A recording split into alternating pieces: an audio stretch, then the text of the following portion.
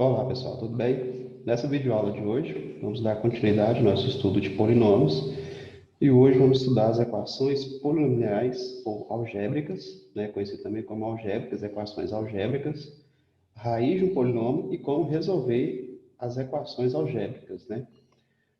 Bom, então eu tenho aqui as equações algébricas, ou polinomiais, são aquelas que, se a gente for analisar o lado esquerdo da igualdade aqui, ela aparece com o polinômio, certo? A diferença agora é que apareceu a igualdade, né? Então aí passa a ser uma equação e a gente consegue também classificar essas equações aqui de acordo com o seu grau. Então, por exemplo, a primeira ali, como o maior grau da variável é 1, a gente classifica ela como sendo do primeiro grau. Então ela é uma equação do primeiro grau. Essa segunda aqui, eu tenho x em dois lados, só que um é de grau 2, né? O expoente é 2 e o outro expoente é 1. Então, eu pego o de maior expoente. Então, no caso aqui, ela vai ser do segundo grau. Então, segundo grau. Então, essa aqui é do segundo grau. Se eu for analisar essa aqui agora, o maior grau é 4. Então, eu falo que ela é do quarto grau. Então, quarto grau.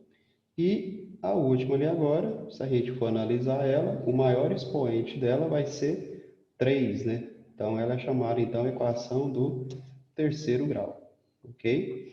Bom,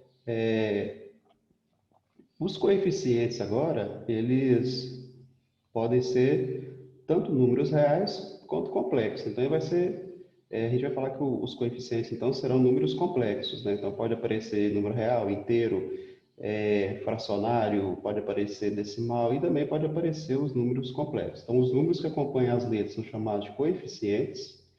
O termo que está sozinho, sem o x, é chamado então de termo independente, né? Ele não depende de ninguém, certo?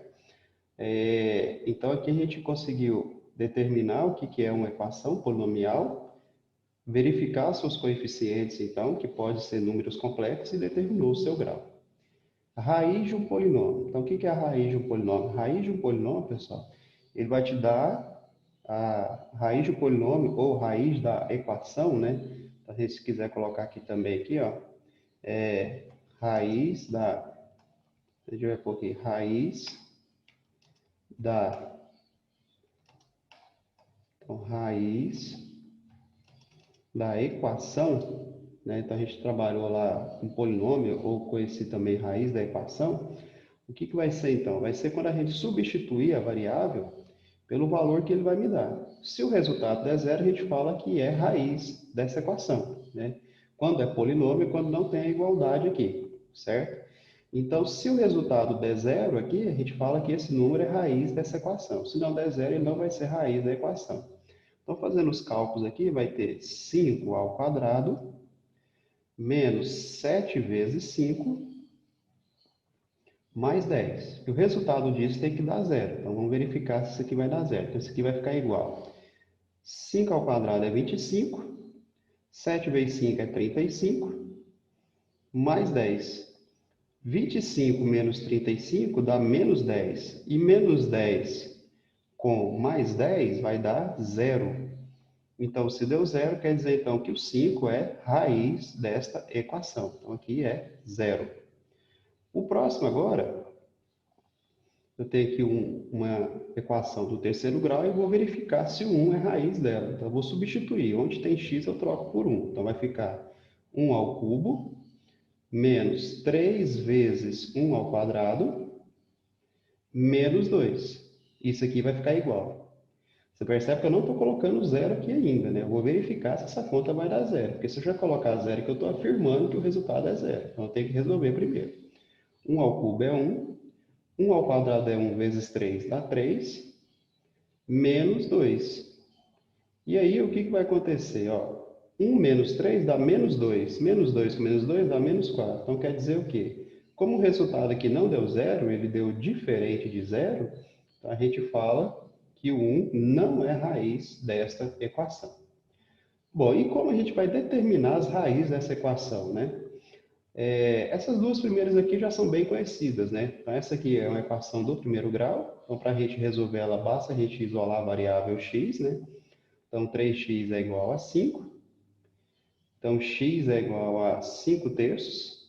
Então, 5 terços. Então, quer dizer que a solução dela aqui vai ser 5 terços. Então, solução, conjunto de solução, 5 terços. Essa equação aqui, a próxima, ela é uma equação do segundo grau. Então, para a gente responder uma equação do segundo grau, eu retiro os coeficientes. O a, que é 1, o b, que é menos 7, e o c, que é 10. Então, c é 10. E aí eu vou aplicar a fórmula de Bhaskara, né? Então, primeiro a gente vai calcular o delta aqui. O delta é b ao quadrado. Então, menos 7 ao quadrado. Menos 4 vezes o a, que é 1, vezes o c, que é 10. Então, meu delta aqui vai ficar menos 7 ao quadrado é 49. 4 vezes 1 vezes 10 dá 40, então vai ficar menos 40. Então, eu descobri que o meu delta, né, conhecido também como discriminante, é 9. Então, se o delta é 9, então, como é um número positivo, eu consigo determinar duas raízes reais distintas, né? Raízes reais não, agora complexas, né? Porque a gente já conhece os números complexos. Então, a fórmula é x igual a menos b, então vai ficar 7 positivo, né? Com menos da fórmula, conhecimento se torna mais ou menos a raiz quadrada de delta, que é 9, né? Então, a raiz quadrada de 9 é 3, 2 vezes 1, que é 2. Então, eu vou ter o x, uma linha, 7 mais 3 dá 10, dividir por 2 dá 5, e x, duas linhas, 7 menos 3 dá 2, dividido por 2 dá 1. Então, quer dizer o quê? Que as raízes dessa equação, né, solução então, as raízes dessa equação vai ser 1 e 5. Então, se eu substituir esses dois valores aqui, essa solução aqui, a gente vai determinar aqui que o resultado dessa expressão aqui, dessa equação, será igual a zero. Bom, agora quando a gente tem equações de grau maior do que 2, terceiro, quarto, quinto, sexto grau, algumas delas tem como a gente responder com os conhecimentos que a gente tem, que são as de equações de primeiro grau e do segundo grau. Então, por exemplo, essa aqui, ó, o que a gente vai fazer para resolver ela? A gente vai usar a ideia de fatoração, né? Então, esses dois termos aqui, ó, eu posso colocar o x ao quadrado em evidência. Colocando o x ao quadrado em evidência, vai ficar x ao cubo dividido por x ao quadrado fica x. X ao quadrado dividido por x ao quadrado fica 1. Então, tá aqui. E nessas duas aqui agora, a gente percebe que o menos 4 repete nos dois. Então, vou colocar o menos 4 em evidência. Então, aqui eu estou fazendo a fatoração por agrupamento. Menos 4x dividido por menos 4 fica x. Menos 4 dividido por menos 4 fica 1. E o resultado disso tem que ser igual a 0. Então, tá aqui. Então, o que dá para fazer aqui agora? Ó, a gente percebe que o x mais 1 repete nos dois. Então, eu posso colocar o x mais 1 em evidência. Colocando o x mais 1 em evidência, o que vai sobrar então? Vai sobrar x ao quadrado menos 4.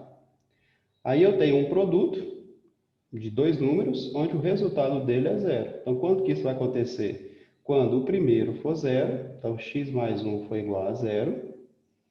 Então, como aqui é uma equação de primeiro grau, vou passar 1 para cá negativo, então x igual a menos 1. Ou quando o segundo for zero, ou os dois forem zero ao mesmo tempo. Então, quando o segundo for zero, então x ao quadrado menos 4 igual a zero. Então, o que a gente percebe? Que essa equação aqui, ela é uma equação do segundo grau, só que ela falta o termo b, né? Ela não tem o termo x. Então, não há necessidade de eu resolver aqui utilizando a fórmula de Bhaskara. O que eu posso fazer então? Eu posso pegar esse menos 4, passar para cá positivo. Então, vai ficar x ao quadrado igual a 4. E eu venho cá e tiro a raiz quadrada dos dois. Então, tirando a raiz quadrada aqui de 4, a gente vai ter o resultado, então, que é mais ou menos 2. Ou seja, a solução dessa equação aí do terceiro grau, então, vai ser menos 2, menos 1 e 2. Então, essa aqui tem como resolver. E não existe uma fórmula específica para a gente responder todas as equações do terceiro grau, do quarto grau, quinto grau e assim sucessivamente. Algumas delas a gente tem como responder, ok? Bom, pessoal, então por hoje é só. Muito obrigado e até a próxima aula. Tchau.